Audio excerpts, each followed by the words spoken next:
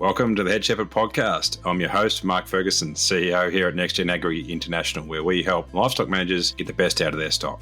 Before we get started, thank you to our two fantastic sponsors for continuing to sponsor this podcast.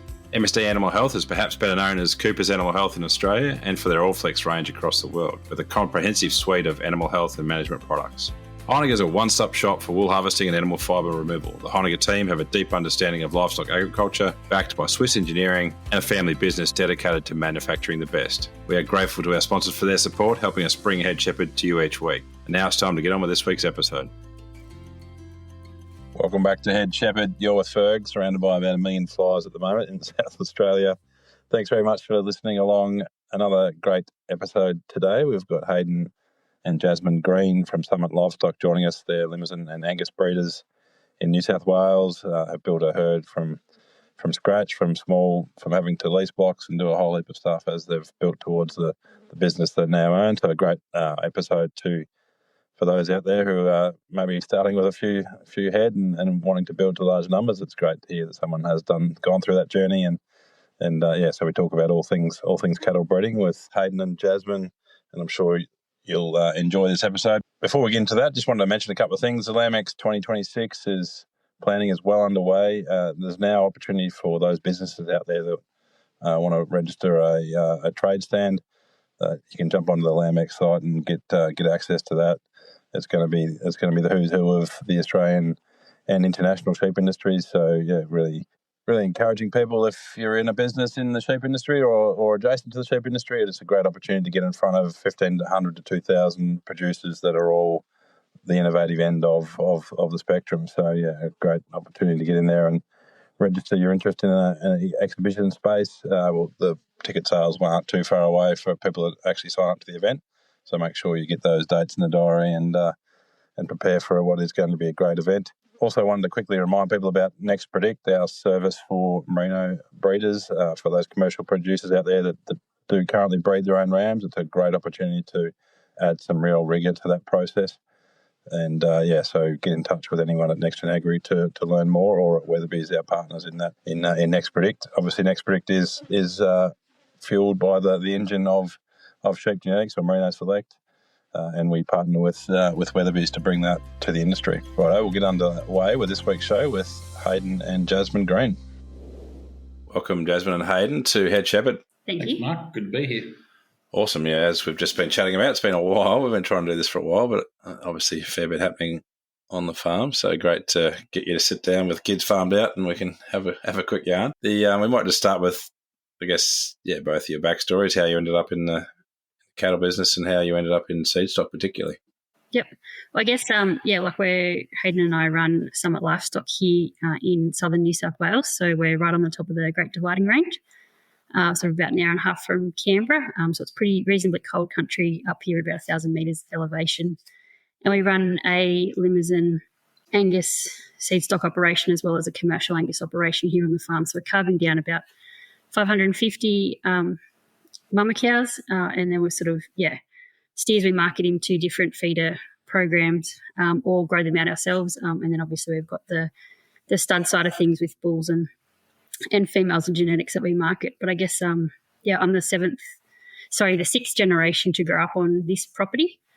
So I guess that's how I got into the cattle business. You had no choice. Here on a commercial operation, but it probably wasn't until I got involved in my school ag program that I really sort of got a real interest in it, and in that encouraged to sort of get into the Angus Youth program. So it was really that involvement through Angus Youth, because we just had commercial cattle here on the farm, which really sort of opened my eyes, or I broadened my perspective into being able to see what the opportunities were in the stud side of things, and got that real interest for cattle. So sort of from there, I guess, progressed in terms of working for different studs for work experience or things in holidays, and getting a lot of experience, and actually spent some time working in the US on a Limousin operation in Minnesota for 6 months. And that was just a fascinating experience after I finished school, just to sort of really solidify that interest in beef cattle and beef industry. I came back and did a degree in livestock science at Armidale, and then actually been working for the last sort of 12 years in the processing sector. So now sort of work part-time in in that role and then here on the farm with Hayden. So I guess Hayden's probably got a little bit of a different story in terms of how he got into it, right. which I'll let him share. Yeah. My path in agriculture is quite different to Jasmine's. I didn't grow up on a farm, didn't come from a farming family necessarily. I had some distant relatives involved in agriculture, but not our direct family at the time. I got involved through the school showing program, I guess. My brother started in year 7, and as a primary school kid, I couldn't help but kind of tag along. And by year 7, kind of decided that was really cool and something I wanted to get more and more involved in. I think I bought my first cow in year 7 or 8, and ran it. My parents had 5 acres at the time and had it there. And then just over the next few years, kind of grew and leased a bit of country and started off adjusting some cattle and collecting a few more. Got too many for that situation to work. Leased a bit more country, leased another farm, and over the period of about 10 years just kind of grew up to having 50 or 60 registered cows about the time when I went to university. I went to university, studied a Bachelor of Science in Agriculture, majored in Animal Reproduction and Genetics through Sydney. And then I guess the gap year between high school and university, I actually, at that point I was pretty immersed in the seedstock industry and showing cattle, and was really involved in the Limousin breed at that point in time, and jumped on a plane and went to the US for a year and just basically hitchhiked around the country trying to introduce myself to anyone that I could find that I thought was running an interesting operation, doing a great job, and kind of hitch a ride home with them and spend some time with them. And that led me to Wolf Limousin Farms up in Minnesota, which is one place I really wanted to get. It was probably the most influential cow herd in the background of the animals that I had collected at that period of time. And then for the next 7 or 8 years, I went back there from November till March every year, and then we still have a great relationship with those guys to date. I got home from that, ended up getting a job in the artificial breeding industry, working for one of the semen companies. I went through sales roles, Australian management roles, and eventually ended up in an international sire procurement manager's role for about 2.5 years, which kind of got me traveling all over the world to lots of different operations right through North America, South America, Europe, New Zealand, Australia, you name it. It was a pretty interesting time in my life, but very busy. And I think the last year of that, I spent a total of maybe 8 weeks in Australia, if you added all the days together. And Jasmine and I have been dating for quite a while at that point in time, and I think she kind of gave me the ultimatum, come home or don't come home. So then, it was about that point in time I effectively resigned from that role, and we kicked our own farming operation into gear and started growing more rapidly then, and developed what's now the Summit Livestock brand and our operation. And then that kind of kept going for a number of years, and we did that on begged, borrowed, stolen, leased country across the state. And at one point, I think we were running over 11 different farms until last February when we had the opportunity to work on a family succession program with Jasmine's family and moved back here to Roslyn. So we've been back here for about 18 months now, a little bit more. And, we've been able to, keep it a little bit more safety and get our kids back in to what is now hopefully our forever home. And now we have a home base, which hasn't been the case for the last 25 years. Excellent. I was about to say, you don't look that old, but that's a lot of years you've added up there. But, Well, I've been raising lemmies for 26 years this year. Yeah, so. Righto. Excellent. So they're obviously all limos to start with. Yeah, cool. Yeah, I mean, one of the things I really admire about the beef industry is that schools program, junior program, youth programs. It's amazing. You're two obviously testaments to what it can do for the industry. That brings a lot of great people into the industry through that early formative years, I suppose. Yeah, but. Absolutely. And there's a lot to be said for some of those ag teachers that dedicate so much time into those programs, and it really does give those kids that don't have the opportunity necessarily to grow up on a farm or even to kids that do, it exposes them to a whole different level and really broadens their horizons, their perspectives. They're fantastic programs, and it just gives them an opportunity to find, develop and cultivate a passion for the industry. And those guys that come from non-farming, it's a pretty hard slog getting in if you want to own it and be part of it that way. So those guys are pretty dedicated when they come through like that. Yeah, and you too obviously support those youth programs now as well. Yeah, as much as we can. Yeah. We like to give back where we can. Yeah, it's a good opportunity, I think, to pay it forward too. Like, we've received a lot of support from breeders over the years, and in terms of just advice and support. So for us to be able to give that opportunity to another young person going forward. I think it's a really, and that's one of the things that we love. And I guess why we probably enjoy the seed stock side of things, it's the people, it's the interactions with the people. It's not just spending time with like breeding cows and calves. We all love that, but it's probably that further the people part of the seed stock thing that we really enjoy. Yeah, 100%. It's the best thing about my job is the people. I say that fairly regularly, and it's very true. There's some amazing people out there doing amazing things. Obviously, the background of the two breeds is now fairly obvious, but as like, even if you did start with a blank sheet of paper, having two breeds, what's that bring to the business? What are the complexities? What's the value? Yeah, I guess we stumbled into the two breeds kind of, but it made a really good mix, and it made a lot of sense when we decided to kind of get it together. Mainly because we've always been big promoters, I guess, of crossbreeding.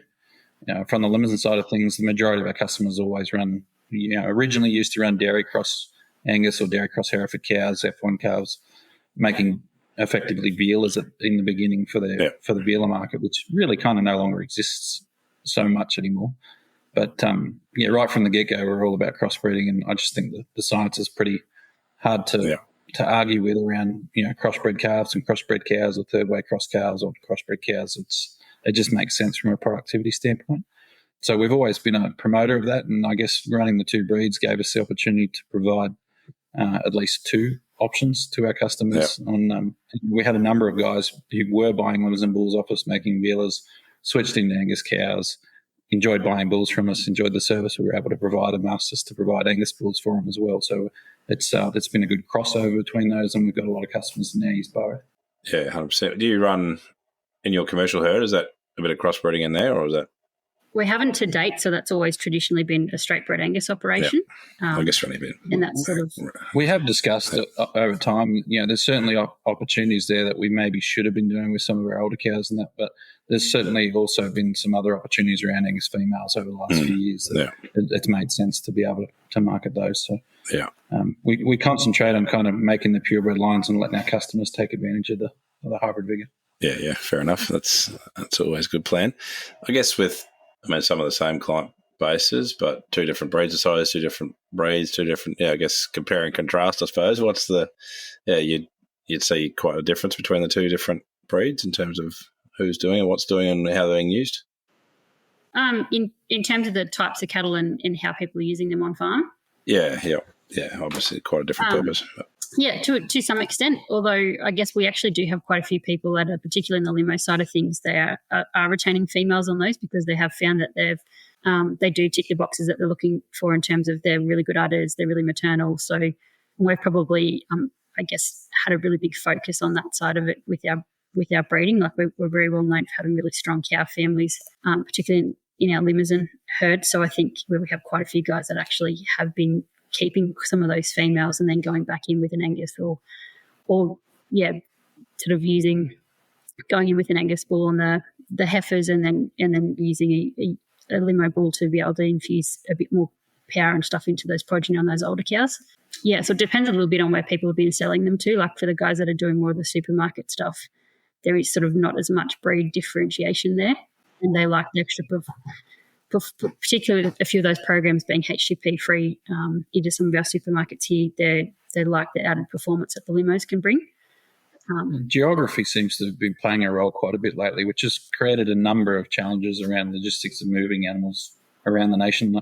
Our European cattle, the limos, have generally been moving from here north and to the coast, and then a lot of the Angus cattle basically from here south. So we probably have more Victorian customers with the Angus guys, and we probably have more Queensland customers with our limo guys, and certainly a big mix in New South Wales of both. But the geography of those two breeds just in the last few years has been reasonably split. So I mean, on the limos, I guess you've been involved in the maidens for half the time they've been in Australia. I think they celebrated 50 years recently. How's that breed changed over that period? I guess there's some history around docility and stuff which has been fixed through genetic selection, but I guess what else has changed in the breed? Oh, the breed's changed dramatically, I guess. Originally those first Limmy cows, most people were calving at 3 They weren't particularly maternal. They weren't particularly fertile. They were extreme muscle cattle. They didn't have a lot of cover. They certainly didn't have a lot of carcass quality, and disposition was an issue. And Jasmine often asked me, why did you yeah. There's how many breeds in the world and you went with them? Yeah. Some of those stories, it's like, really? And I'm really not sure why I did, except that I was passionate about them. And certainly these days I would argue with anyone, you go and put a new age Limousin out in a pasture, and she's good uddered, she's highly fertile, she's soft as butter, and the carcass quality in the breed is remarkably different than what it used to be. And certainly the disposition side of things, I don't know that you can ever cast the net over an entire breed. I think that would be silly. Yeah. But the top end of the Limousin breed and the guys that really contributed to changing docility in the breed, there wouldn't be a quieter cow herd in the world now than a well-bred Limousin cow herd. Yeah, I think it's one of my favourite stories in terms of genetics, and there's lots of favourite stories around genetics with me. But having, I guess, something like temperament where people kind of think it's just a crazy cow's a crazy cow, but the fact that just through selection and a bit of care and a bit of attention to detail, you can completely change a cow herd. Well, there's no doubt the development of the docility of your breed, which was done by the Limousin breed, for many years, we always said it was probably the most accurate thing we could use. It was just so good at determining, or predicting what you're about to find. Yeah, which is and it's definitely, you're totally right, Fergie. It's that selection for that and being able to use those tools with people putting that information in and selecting on it accurately. We've definitely made some massive inroads, and as Hayden mentioned before, like we've got some fantastic herds now of cattle that the docility is second to none, which again is really, really important, particularly when you start looking at where cattle are going and the customer base. It's hugely important. Yeah, 100%. I saw on your website there's a few blacks and a few reds. Do you have any particular direction it's going, or you're sort of a foot in both camps? Or still a foot in both camps. We're about 50-50. We still have some customers with high demand for Red Bulls, and we still have some customers with high demand for blacks. And that seems to ebb and flow and change over time. So I guess but more recently, I would say it's been easier to sell larger numbers of the Black Bulls, but the better Red Bulls have actually been worth higher prices. Certainly in an auction situation, that seems to have been the case. And sometimes it comes down to just talking with those clients when they come in, because sometimes they'll come in saying, I want a black bull and this, and then once you talk to them and work out where they're selling their cattle and how they're marketing them. And what the cow herd base is, like guys that want a black bull because they run Angus cows, but they've been Angus for 10 generations, and most of those cows are homozygous black, and they're never going to need to real anyway. That's right. Yeah. Just understanding their needs and where they're at is useful. Yeah, so we can sort of say to them, so look, well, this bull would actually still work for you. So we can actually align them with the bull that's best suited to their program, and sort of the colour, we don't allow that to really bias decisions too much. It's just more understanding, okay, what is that target market that you're looking for? How are you marketing those calves ultimately? And in particular, if they're selling them direct, that there is no necessarily value in that colour if they're getting paid over the hook. So, we'll see guys that will just then go through and select the bull that is suited to them and sort of try and take those blinkers off a little bit. No, excellent. But we do the genomic testing and we make sure that we've got the information so they can make an informed decision, homozygous, black, red, or in between. Which is... And the pulsing is probably something we have seen a really big demand for going forward, is just those homozygous polled bulls. There's a really strong demand for that, and understandably so from a welfare perspective. There's obviously a lot more emphasis on that through industry. So seeing a big focus on that with people going forward, and definitely that's sort of normally the higher value bulls, ones that people will chase.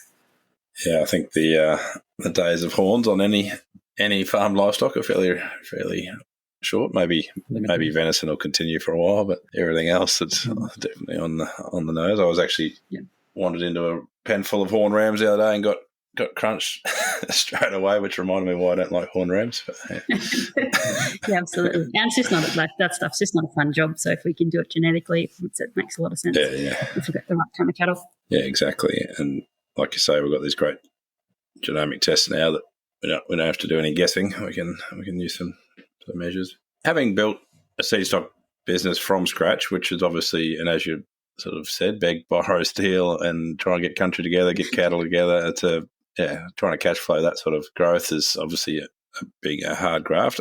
I guess, what's been your approach to building the brand, which is a key part of a seedstock business, is the people and the brand?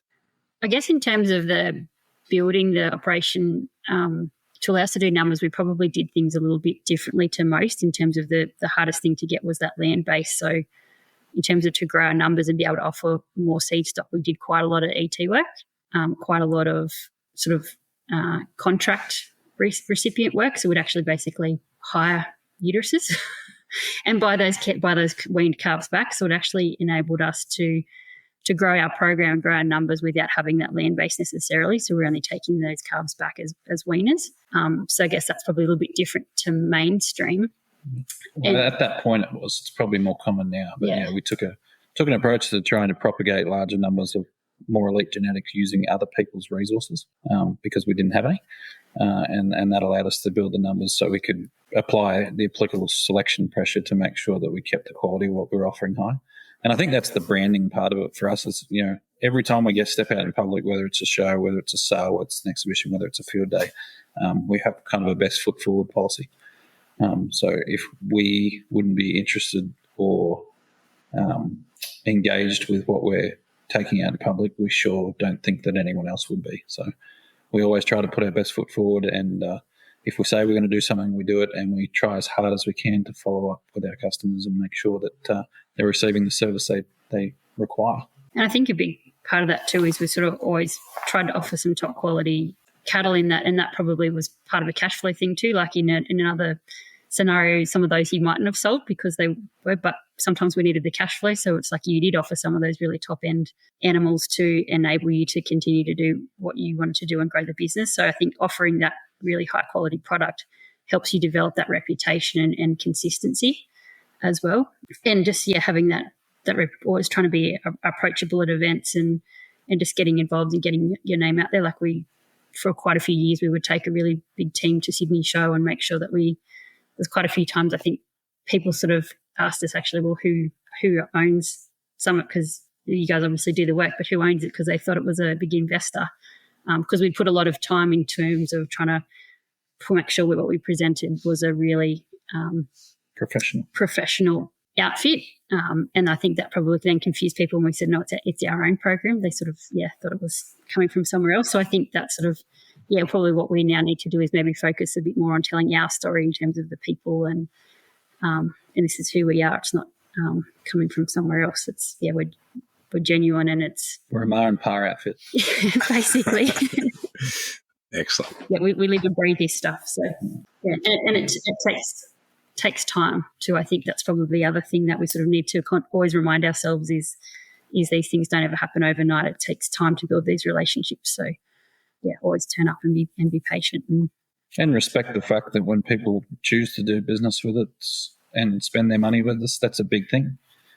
And we certainly shouldn't take that responsibility lightly.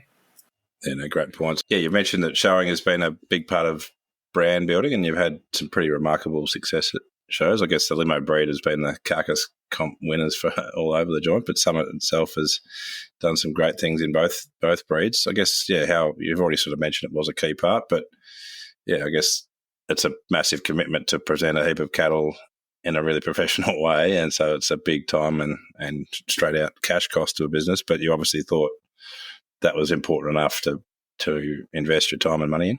Yeah, I guess, the catchphrase these days is you can't sell a secret, and it's one of those things. I'm sure there were probably other extremely effective ways that we could have got our message and our product out there in front of people, but it was just one way that we knew how to do, that we'd had some experience in with other people around the world and people that were good at it. So we developed that skill base as young people, and we quite enjoyed it. So the social part of that for us was always a big part of why we wanted to participate. But it certainly is time-consuming and expensive, but I also think it's reasonably effective. And for want of a better term, I think it's a really good way of benchmarking yourself. It's pretty easy to sit at home and think you've got the best thing in the world, or be super critical of something until you take it out there and compare it to some of your peers and your colleagues' stuff and work out where do you really sit in terms of things. I think it's difficult sometimes to gauge what you need to do with your breeding program. And we probably approach some of those shows too always with sort of a commercial, we just haven't shown cows for the sake of showing.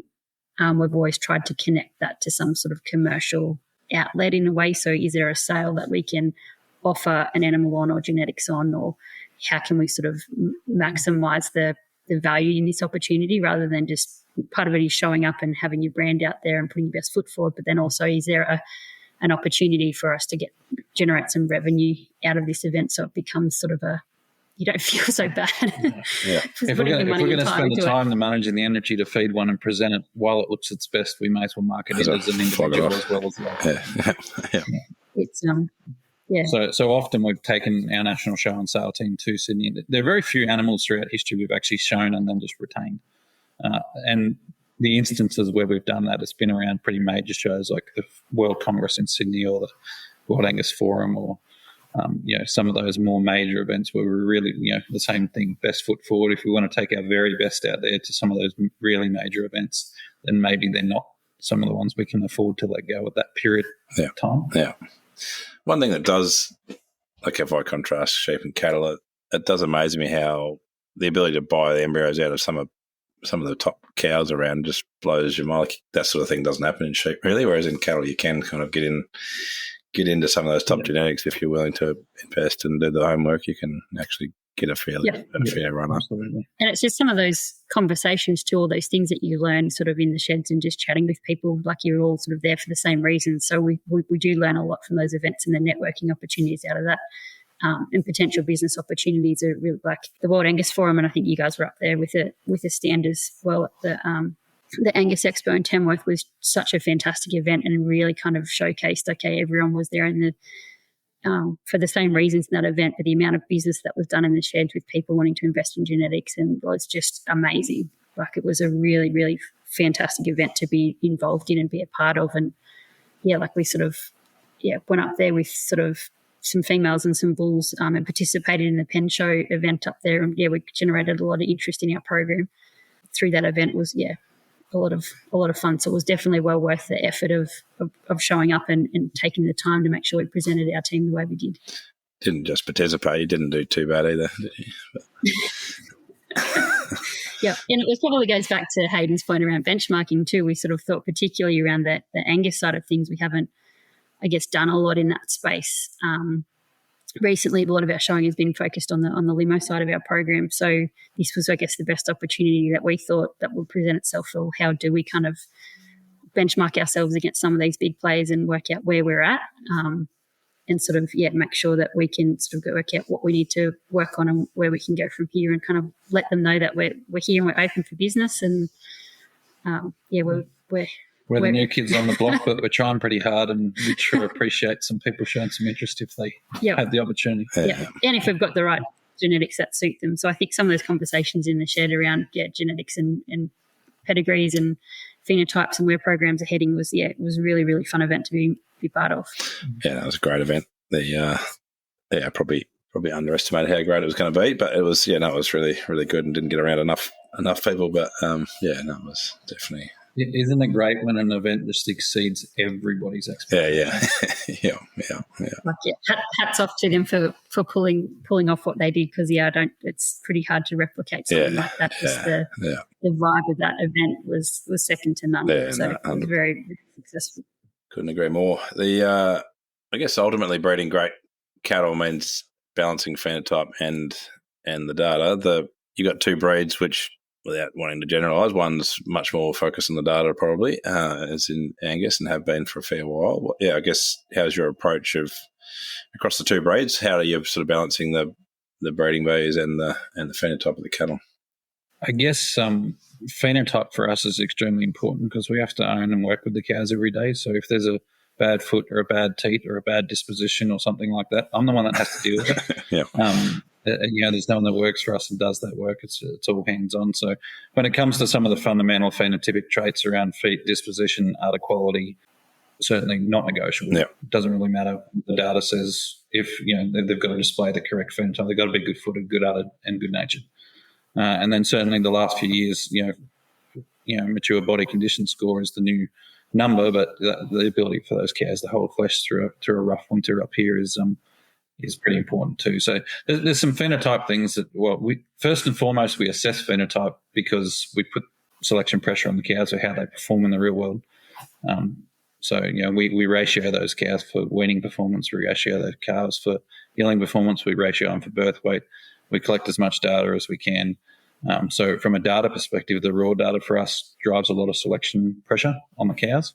They're either cutting it or they're not. And from an EBV selection criteria, I guess we put that information in genetically and use that to try and make the best decisions to generate the best outcome possible. But we put the information and the data in through the genetics, and then we assess it out the other side by the phenotype and make the appropriate selection and culling based on what we actually see. Do you want to add to that? And I guess we're running sort of those purebred registered cows that are all running with alongside our commercial cows. Like the only time we will split those out is when we do an AI program. Or when we turn the bulls in. Or when we turn the bulls in, we will split those groups up a little bit. So the rest of the time, they're all running very much under commercial conditions. So the day we pull the bulls, we box Limousin cows, Angus cows, commercial cows. They're all back in their contemporary group and they run together the rest of the year. So it's sort of if a cow that's got papers not cutting a weight, well then she's gone. Yeah. So it doesn't matter which part of the herd that they sort of technically belong to, that they've still got to cut the mustard. So that's still pretty important. So we do those in-herd ratios, and we've done that a lot for quite a period of time on our commercial cows anyway, is those in-herd ratios. And again, just making sure you just remove that bottom end of those cows. So you're always sort of lifting the bar. And because we carve them together, we collect all, we carve them together and run them together. So we collect the same data on everything. We weigh all of our commercial calves at birth. Everything's individually identified. Even our commercial cows are pedigreed in the herd master system. So, we record everything we can on everything we can. I'm not saying we get all of the information that we should be getting collected. There's certainly some other things we need to strive at getting more information on and turning more information in. But some of the anecdotal things like foot udder quality, we probably should start scoring that and turning some of that information in now that we're allowed to do that. Yeah, now that that's, I guess, the cool part about working with different breeds is you see where they're up to with the progression of that. So I think the Limo thing, they're really strong on the docility side of things, and whereas that's sort of newer to the Angus or was newer to the Angus guys, whereas the Angus guys are now bringing the opportunity to submit those foot scores and udder scores, and which I think is a really good opportunity. The other observation might be that, when we're doing our phenotypic selection on things, we select against things phenotypically that we don't like. And when we make our selection criteria in terms of EBVs and genomics, we're actually kind of trying to predict and select for the things we'd like to change and improve. So it's a slightly different way of looking at two things. One's managing the input and the other one's managing the output. Yeah, that's a good point. It's a good way to put it. Yeah. And with our homebred steers and things, like we do normally retain ownership of those or sell them through to a feedlot and then sort of try and source that data back. So we always sort of, I guess we're interested in, and I've got probably particular interest working in the processing side of the industry on that carcass performance information. So we do keep a track of that in terms of that MSA and that carcass performance on those cattle. So we're sort of, without that necessarily going into a genomics information, we're still keeping tabs of some real world performance on how those cattle have performed within industry. So we kind of know that we're where we need to be. Excellent.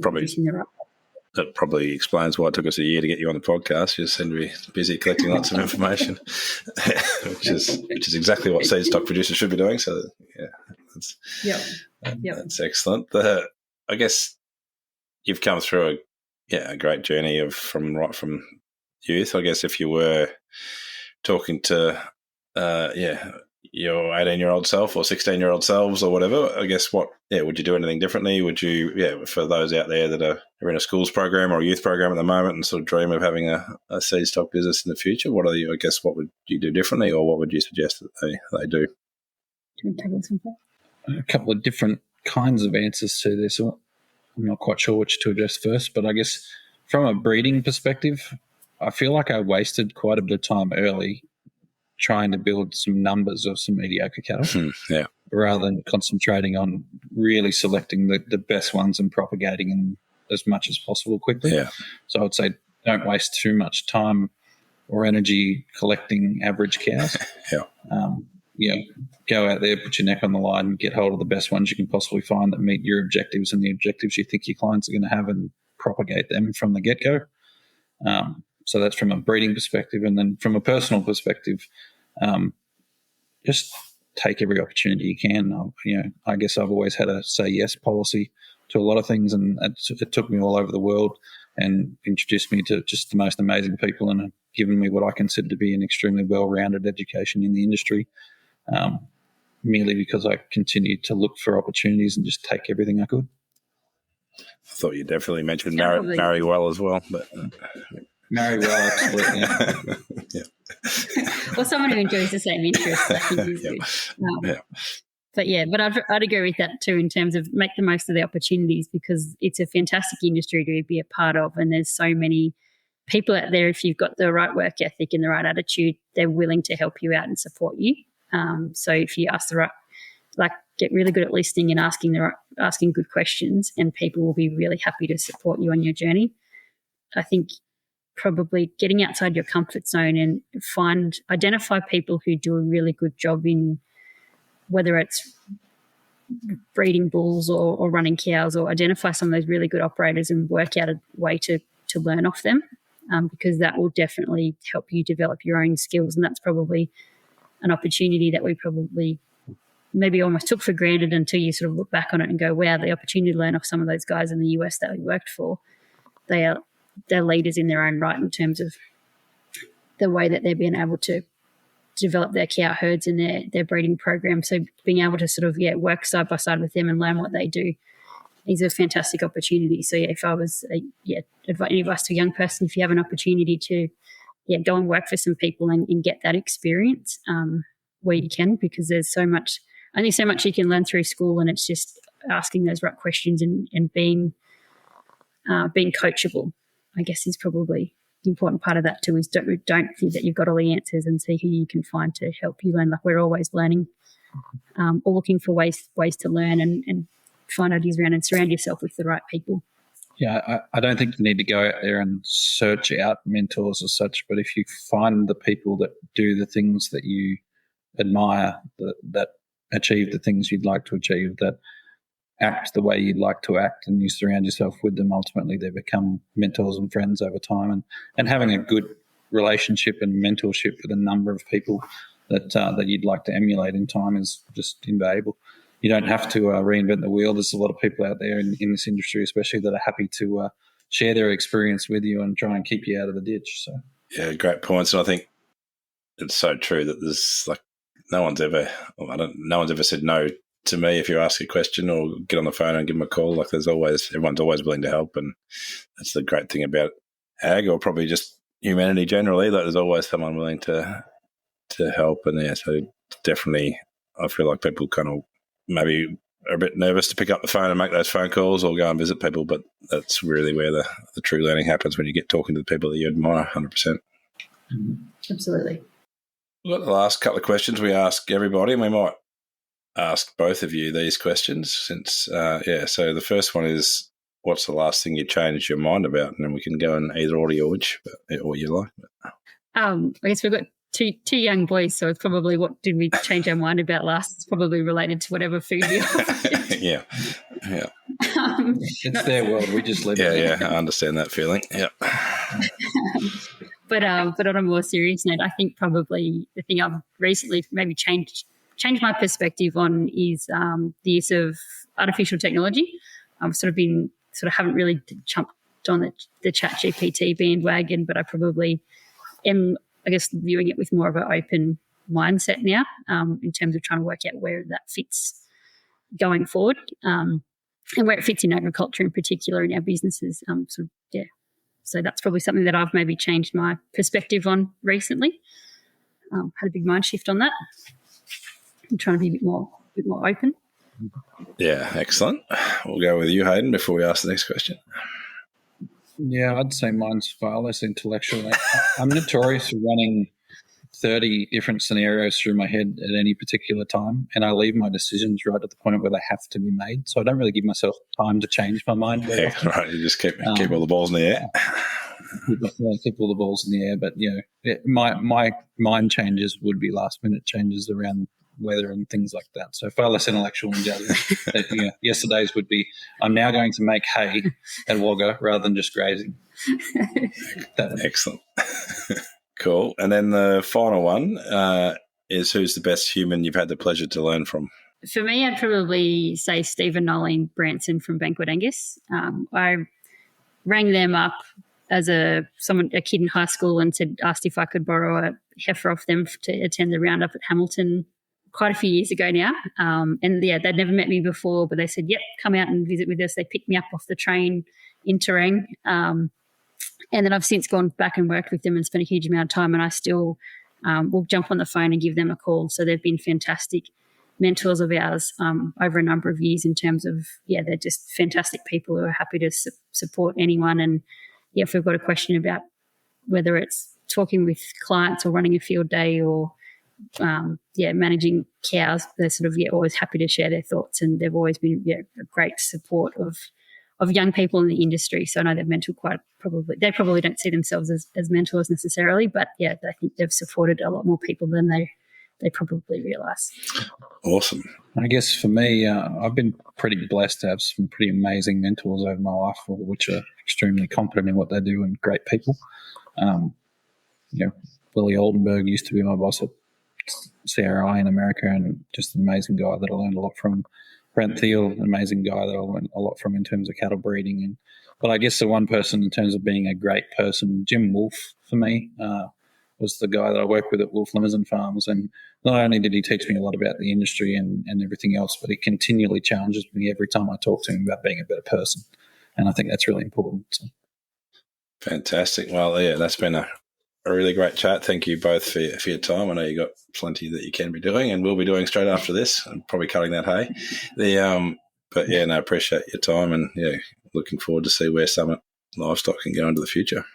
Yeah, thank you very much, Ferg. We really appreciate the opportunity to chat with you. Really enjoy your podcast and just some of the thought leadership. It's really good, I guess, to be able to have access to different people across Australia and also New Zealand too, to sort of, again, share some of those thoughts and provoke some really good thinking in agriculture. Awesome. Thank you. Yeah, thanks, Mark. Appreciate the invitation to be part of it. Cheers. Great. Thank you. Thanks again to Heinegger, who are proud world leaders in the manufacturing and supply of professional sheep shearing and clipping equipment. Thank you to MNSD Animal Health and Norflex Livestock Intelligence. They offer an extensive livestock product portfolio focused on animal health management, all backed up by exceptional service. We thank both of these companies for their ongoing support of the Head Shepherd podcast.